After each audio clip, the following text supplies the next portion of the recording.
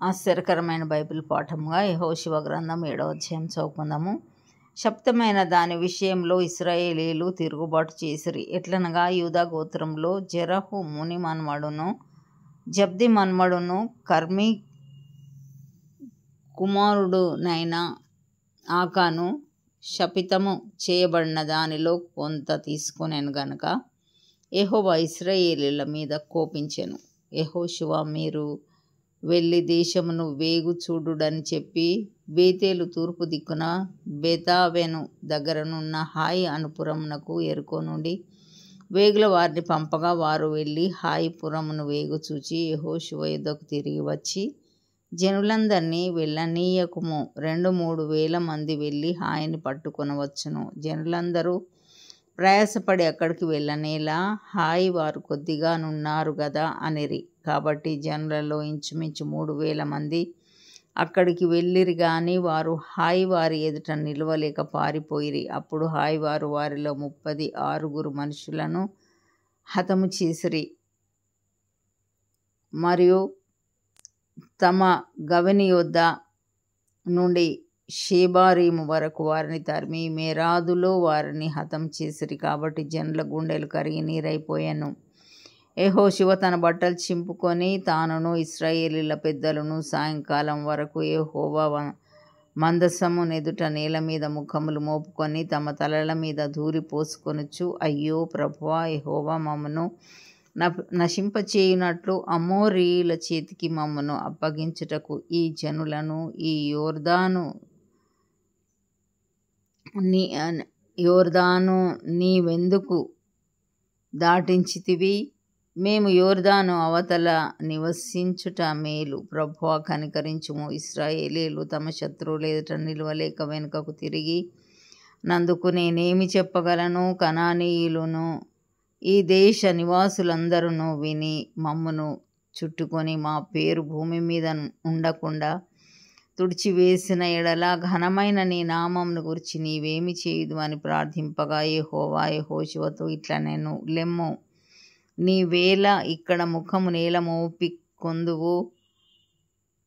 ఇశ్రాయేలీయులు పాపం చేసి ఉన్నారు. నేను వారితో చేసిన నిబంధనను వారు మీరి ఉన్నారు. శపితమైన దాని కొంత తీసుకొని బొంకి తమ సామానులో దాన్ని ఉంచుకొని ఉన్నారు. కాబట్టి ఇశ్రాయేలీయులు శాపగ్రస్తులై తమ శత్రువుల ఎదుట నిలవలేక తమ శత్రువుల ఎదుట వెనుకకు తిరిగిరి. శాపగ్రస్తులైన వారు మీ మధ్య ఉండకుండా మీరు వారిని నిర్మూలం చేసితేనే తప్ప నేను మీకు తోడై ఉండను. నీవు లేచి జనులను పరిశుద్ధపరిచి వారితో ఇలాగు చెప్పుము, రేపటికి మిమ్మును మీరు పరిశుద్ధపరచుకొనుడి. ఇశ్రాయేలీల దేవుడైన యెహోవా సెలవిచ్చినదేమనగా, ఇశ్రాయేలీలారా, మీ మధ్య శాపగ్రస్తమైనది ఒకటి కలదు. మీరు దానిని మీ మధ్య ఉండకుండా నిర్మూలం చేయు వరకు మీ శత్రువుల ఎదుట మీరు నిలవలేరు. ఉదయమున మీ గోత్రముల వరుసను బట్టి మీరు రప్పింపబడుదురు.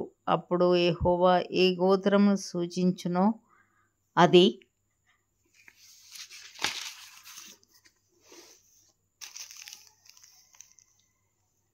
వంశముల వరుస ప్రకారము దగ్గరకు రావలెను. యెహోవా సూచించు వంశము కుటుంబముల ప్రకారము దగ్గరకు రావలెను. యెహోవా సూచించు కుటుంబము పురుషుల వరుస ప్రకారము దగ్గరకు రావలెను. అప్పుడు శబ్దమైనది ఎవని యొద్ద దొరుకునో వానిని వానికి కలిగిన వారినందరినీ అగ్నిచేత కాల్చివేయవలెను. ఏలయనగా వాడు యెహోవా నిబంధనను మీరు ఇశ్రాయేలులో దుష్కార్యం చేసిన వాడు అనెను. కాబట్టి యెహోషువ ఉదయంన లేచి ఇశ్రాయేలీలను వారి గోత్రముల వరుసను బట్టి దగ్గరకు రప్పించినప్పుడు యూదా గోత్రము పట్టుబడెను. యూదా వంశమును దగ్గరకు రప్పించినప్పుడు జెరహీయుల వంశము పట్టుబడెను. జెరహీయుల వంశమును పురుషుల వరుసను దగ్గరకు రప్పించినప్పుడు జబ్ది పట్టుబడెను. అతడును అతని ఇంటి పురుషుల వరుసను దగ్గరకు రప్పింపబడినప్పుడు యూదా గోత్రంలోని జెరహు మునిమన్మడును జబ్ది కుమారుడును కర్మీ కుమారుడునైన ఆకాను పట్టుబడెను. అప్పుడు యెహోషువ ఆకానుతో, నా కుమారుడా, ఇశ్రాయేలు దేవుడైన యెహోవాకు మహిమను చెల్లించి ఆయన ఎదుట ఒప్పుకొని నీవు చేసిన దానిని మరుగు చేయక నాకు తెలుపుమని నిన్ను వేడుకొంచున్నానని చెప్పగా, ఆకాను యెహోషువతో, ఇశ్రాయేలీయుల దేవుడైన యెహోవాకు విరోధంగా నేను పాపం చేసినది నిజము. దోపుడు సొమ్ములో ఒక మంచి షీనారు పైవస్త్రమును 200 తులముల వెండిని 10 తులముల ఎత్తుగల ఒక బంగారు కమ్మిని నేను చూచి వాటిని ఆశించి తీసుకుంటిని. అదిగో నా డేరా మధ్య అవి భూమిలో దాచబడి ఉన్నవి. ఆ వెండి దాని క్రింద ఉన్నదని ఉత్తరమిచ్చి తాను చేసినదంతయు ఒప్పుకొనెను. అప్పుడు యెహోషువ దూతలను పంపగా వారు ఆ డేరా యుద్ధకు పరిగెత్తి చూచినప్పుడు అది డేరాలో దాచబడి ఉండెను. ఆ వెండి దాని క్రింద నుండెను. కాబట్టి వాడు డేరా మధ్య నుండి వాటిని తీసుకొని యెహోషువ యుద్ధకును ఇశ్రాయేలీయుల యుద్ధకును తెచ్చి యెహోవా సన్నిధిని ఉంచిరి. తరువాత యెహోషువయు ఇశ్రాయేలీయులందరూ జెరహు కుమారుడైన ఆకానును ఆ వెండిని, ఆ పై వస్త్రమును, ఆ బంగారు కమ్మిని, ఆకాను కుమారులను కుమార్తెలను, ఎద్దులను, గాడిదలను, మందను, డేరాను, వానికి కలిగిన సమస్తమును పట్టుకొని అకోరు లోయలోనికి తీసుకొని వచ్చిరి. అప్పుడు యెహోషువ, నీవేళ మమ్మను బాధపరిచితివి? నేడు యెహోవా నిన్ను బాధపరచుననగా ఇశ్రాయేలీయులందరూ వానిని రాళ్లతో చావగొట్టిరి. వారిని రాళ్లతో కొట్టిన తరువాత అగ్ని చేత కాల్చి వారి మీద రాళ్లను పెద్ద కుప్పగా వేసిరి. అది నేటి వరకు ఉన్నది. అప్పుడు యెహోవా కోపోద్రేకము విడిన వాడై మళ్ళుకొనెను. అందుచేతను నేటి వరకు ఆ చోటికి ఆకోరు లోయ అని పేరు. ఇంతటితో ఇదన కొరకైన బైబిల్ పాఠము సరి.